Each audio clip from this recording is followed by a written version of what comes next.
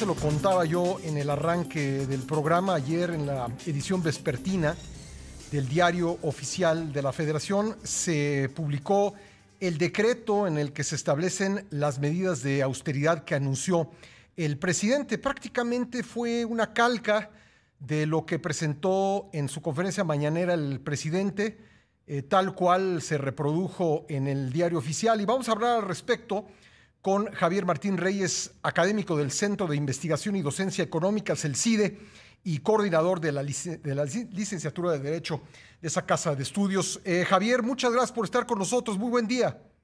Al contrario, Pascal, buen día, y es un gusto estar tanto contigo como con toda tu audiencia. ¿Qué te pareció este decreto que muchos dicen pues no es decreto porque textualmente se presenta como propuesta? ¿Qué te pareció a ti?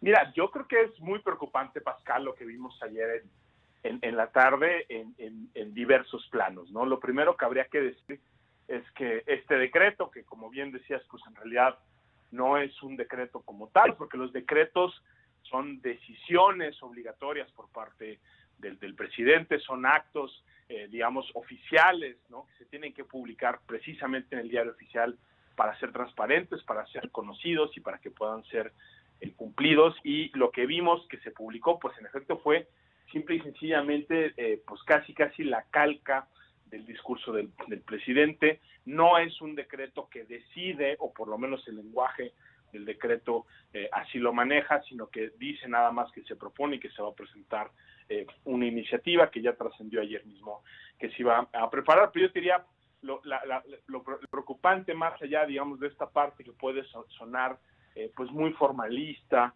¿no? O muy de abogados, pues en realidad yo creo que el gran problema práctico es que este era un decreto muy esperado en toda la administración pública federal, porque muchas de las cosas que había dicho el presidente y que se reiteran en este decreto, pues francamente se ven de imposible cumplimiento, ¿no? ¿Cómo podemos mantener abierto el gobierno cuando se propone una reducción del 75% del gasto operativo? Pues es una interrogante muy grande, ¿no? Por ponerte nada más un ejemplo. Y sí creo que en general lo que se estaba esperando es que hubiera mucha certidumbre sobre cómo se iban a tomar estas medidas. El decreto en ese sentido nos deja exactamente en la misma posición que estábamos, que es de falta de certeza jurídica. No se ve en realidad cuál es el plan ya práctico de la administración. Parecen todavía un conjunto de ideas que no terminan de cuadrar.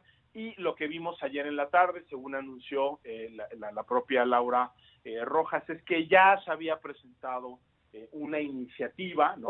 La que tanto se anunciaba en el propio decreto, pero cuando uno revisa qué es lo que se está proponiendo, pues estamos ahí de nueva cuenta frente a algo muy problemático. Básicamente lo que dice la iniciativa es que se propone darle a la facultad de Hacienda para que de manera completamente discrecional determine modificaciones y cambios sustantivos al presupuesto de egresos, ¿no? Tú imagínate nada más la concentración de poder que tendríamos ahí. Es obviamente una propuesta que tiene enormes problemas de constitucionalidad, porque en México, como en cualquier democracia constitucional, quienes deciden a dónde se va el presupuesto tienen que ser el conjunto de los representantes populares, en este caso la Cámara de Diputados, y no puede ser un solo integrante del Ejecutivo quien después eche por abajo la decisión de representantes de millones de mexicanas y mexicanos. Javier, déjame preguntarte esto. Se habla de descuentos voluntarios a una parte de la burocracia que va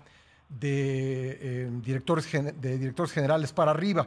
De hecho, se utiliza la expresión funcionarios públicos cuando creo que desde los años 80 son servidores públicos. Pero más allá de eso, quería preguntarte ¿qué pasaría si un servidor público dice, pues yo no estoy de acuerdo con que me hagan esos descuentos? Mira, jurídicamente no se puede obligar a ningún trabajador a renunciar a prestaciones laborales que están contempladas en la ley, ¿no? Entonces, así sea el trabajador de base, ¿no? Con el salario más bajo, hasta así sea un subsecretario, ¿no? También creo que algo que habría que decir es que este decreto pues se quiere aplicar incluso a subdirectores, que aunque son funcionarios que, bueno, pues ya ganan algo para los estándares, digamos, de ingreso del país. Es muy difícil decir que son altos funcionarios. Bueno, independientemente de cuál sea la escala, se trata de prestaciones laborales, no pueden ser disminuidas de manera unilateral.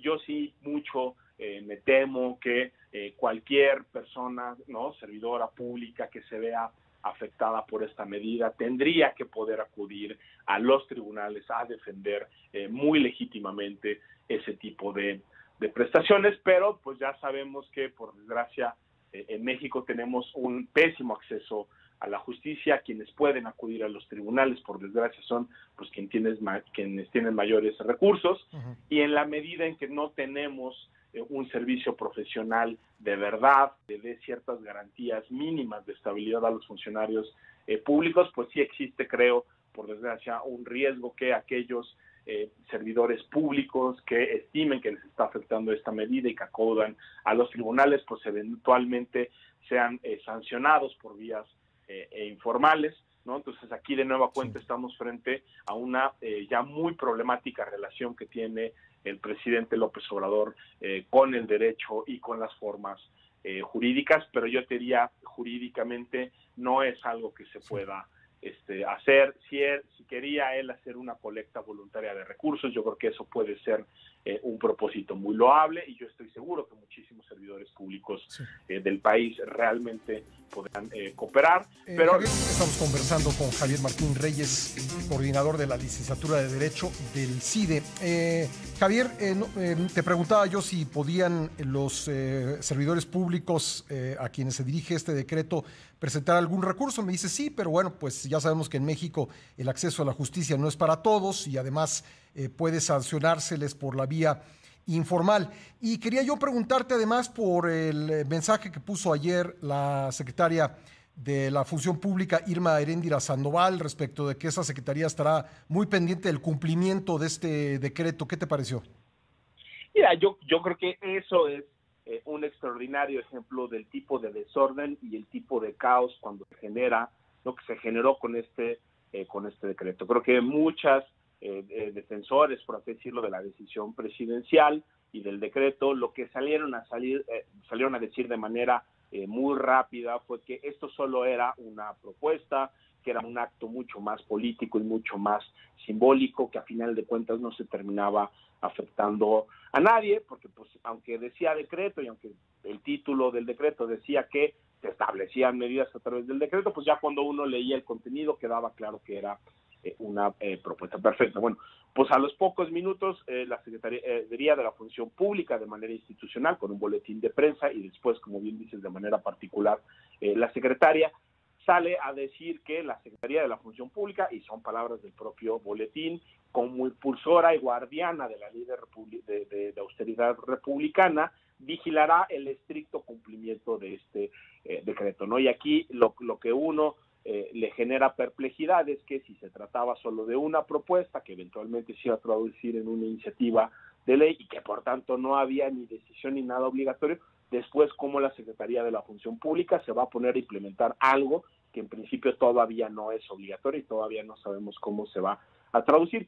Peor tantito, si uno ve la iniciativa que se presenta y que la presidenta de la Cámara de Diputados ayer anuncia que ya se recibió, pues queda clarísimo que la Secretaría de la Función Pública no cuenta en principio con el papel primordial. Quien decidirá cómo se hacen las reasignaciones, si se aprueba esta iniciativa, que ojalá no se apruebe, pues es en principio la Secretaría de Hacienda. A mí me parece que es una declaración muy desafortunada, que abona en muy poco a la creación de un contexto de certeza, que es lo que más necesitamos en estos momentos, Pascal, y sí creo que ahí hay un afán en decir que se va a cumplir con la instrucción del presidente, cuando en principio ni siquiera hay una instrucción. Esto de verdad creo que lo que nos revela pues es la falta de técnica legislativa del decreto, la falta de precisión en cuáles son sus consecuencias, y después una secretaría que creo que todavía no ha entendido, ¿no?, cuál es